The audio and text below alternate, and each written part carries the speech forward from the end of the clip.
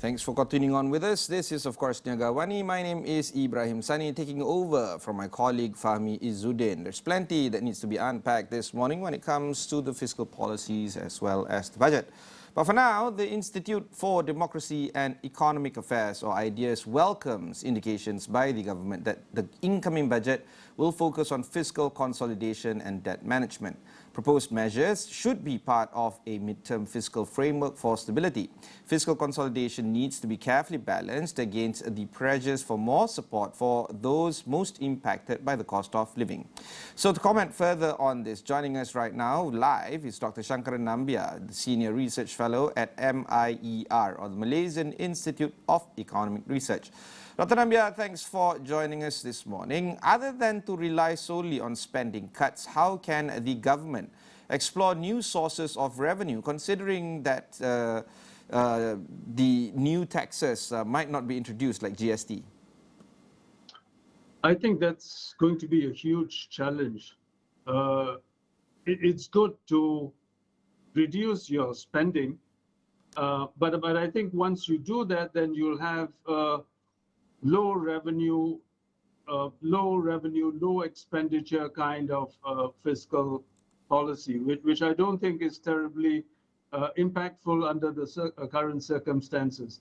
There are possible new sources of revenue that could be explored, of course, the GST, and there are other possible taxes that could be introduced: inheritance tax, the wealth tax. These are some of the kinds of taxes that Singapore, for instance, is looking at, and some of it has been introduced in their recent budget. But it looks like the question of political suitability comes to play, and the Prime Minister is being sensitive about these things, and I suppose he wishes to defer introducing these taxes at this current point, which means that you have probably to increase your revenue by increasing corporate income, household income, and I don't know to what extent this is possible, at least this year, under current circumstances. Dr. Nambia, former Prime Minister Dato Sri Ismail Yaakob echoed calls for the current government to consider allowing another round of withdrawal from EPF.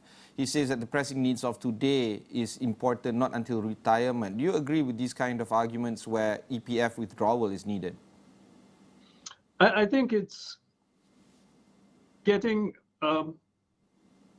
pretty difficult. I mean, the government is in a little bit of a spot, because on the one hand, you have the immediate time frame to look at. People right now are in quite a mess. They are finding it difficult to sustain, to roll over. At the same time, you can't possibly keep allowing withdrawals and further withdrawals, which would put the same group of people in sort of a post-retirement crisis. What really needs to be done is to introduce more holistic kind of measures, social safety nets, and the like. And I think that really is what is needed. And people really do need access to new sources of credit to help them tide over the current crunch. Yeah, this is the thing, right? So we have cost of living issues, we have cash crunch for the people, and then on the government side, we're looking at fiscal burden to the government. How do you think the government needs to manage all this, considering that we need to lessen the fiscal burden for the government in the long term? I'm afraid that this is, yes. I mean, this is precisely the kind of dilemma that the government has to find itself through, at least this year. And there is a lot of talk of fiscal consolidation, targeted subsidies, etc. Until a couple of days, I thought that was the way to go, to have targeted subsidies. But what that means is ensuring that a particular group a target group receives the subsidies and the rest of the population doesn't get to enjoy these subsidies. I think that's perfect policy most of the time. But I think if you're moving into a year that's going to experience a soft landing, there's going to be a global slowdown. I'm not sure if this is the best of policies, because you'll find that when the subsidies are removed for the rest of the population, those that are not targeted, you'll find inflation creeping up. And I think as it is with the cost of living going up, it might be a difficult kind of policy to see through. Another area of interest would be on how governmental agencies could play a greater role in providing welfare and infrastructure to support those in need, and of course to assist government in terms of trying to manage cost of living issues. How do you think we can encourage agencies to play a greater role in this? I think some of the measures, for instance, that are being taken, for instance, the menu Rahma, I think that's a good initiative. And I think agencies can sort of emulate that you could have more government subsidized shops, grocery shops, ration kind of outlets that provide groceries at a reduced rate for those in the B40 or a section of those in the B40. And I think that perhaps would help with providing welfare. But at the same time, I also think that you need better structured policies, particularly healthcare, for instance. And I think the government has been delaying too long in providing these services. So basically, the social safety net has to be widened, has to be introduced, and I think this is perhaps the best time to do it. So for instance, if you wanted to introduce some kind of a health financing scheme, this is an excellent time to introduce it. You were talking about subsidy rationalization taking a possible turn here. And of course, the rethinking that you faced when it comes to direct cash aid, perhaps. How do you balance these two ideas where perhaps the better idea moving forward is to give direct cash aid in order to cushion the subsidy rationalization resulting in a possible price hike in various items, including that of food? I think direct cash assistance, I mean, it seems to have gotten kind of a bad name over the last few years. But I think it does work. It has been seen to have worked. And it's not something that you'd like to do for a prolonged period of time. It kind of distorts the economy, the kind of measures that are being given out, the signals are kind of distorted. But I think it perhaps is something that is useful and that we might need to look at least this year. The potentially high cost of fiscal consolidation also raises the question whether output loss could have been reduced if the fiscal consolidation has been postponed. This is, of course, to look at the robust economic recovery that we could see this year, where central banks would no longer have been constrained by zero lower bound. What's your opinion on this?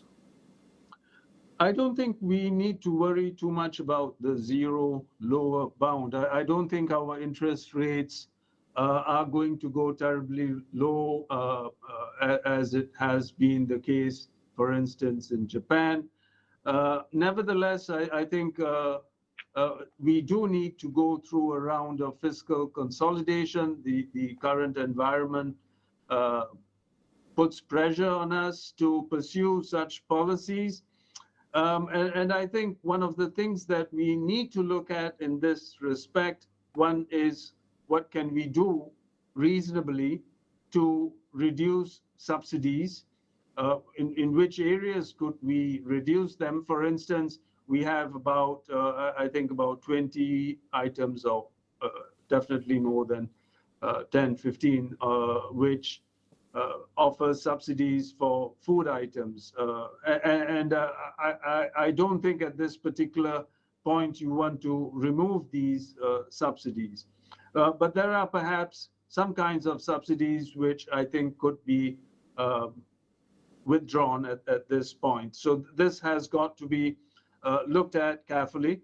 And then there is the question of raising tax revenue. And I think one approach that we could reasonably follow is to improve the efficiency of tax administration and ensuring that there is tax compliance, reducing tax evasion and avoidance, and generally trying to find ways to ensure that the tax revenue to GDP ratio is increased. Okay, another area that we can look at is, of course, corporates and companies. You were mentioning at the top of the interview just now that corporate income tax could possibly be increased. T20, in fact, income has been discussed or has been mooted to be increased as well. How do you think companies could respond to the economic situation that we're facing right now, including that of inflationary pressures? How do you think COVID and inflation would teach us some lessons in terms of future and business strategies? And how do you think we can actually ensure that corporates could continue to not just give, high corporate tax, but at the same time ensure that dividends can be paid out to their respective shareholders? I'm not very sure about the last point that you mentioned, which is being able to give out dividends. It might be possible, but I guess it would be very much more reduced under current circumstances. But I must admit that companies are resilient, they can be creative, and I think a prime example was COVID. Companies managed to find ways to survive. Of course, all didn't survive, some didn't, but many did, and many did fairly well. And you saw how, for instance, digitization was introduced, and that helped keep companies going. There was also a move to reduce the number of workers being employed, the use of foreign workers. Their use was also reduced. And I think in certain areas that can well be done. We probably should be moving towards more highly skilled industries, perhaps a preference for those kinds of workers rather than unskilled workers. And I think this downturn might sort of help us reorganize the way in which businesses function, and perhaps those that are very dependent on foreign labor, unskilled labor, might find themselves in a challenging environment, and that there would be a selection process at work. So really companies would have to be, I suppose, more agile under these circumstances. Also, I think the government would need to direct a certain amount of attention to the SMEs to help them make the transition to a more technology-intensive kind of production, something that is more in line with the digital economy. And also the government, I suppose, would find it useful to help create this transition to a green economy. So those companies which want to make the transition, I think they might find themselves in a favorable spot. All right, thank you very much, Dr. Nambia. That was Dr. Shankaran Nambia, the Senior Fellow Research at the Malaysian Institute of Economic Research, or MIER.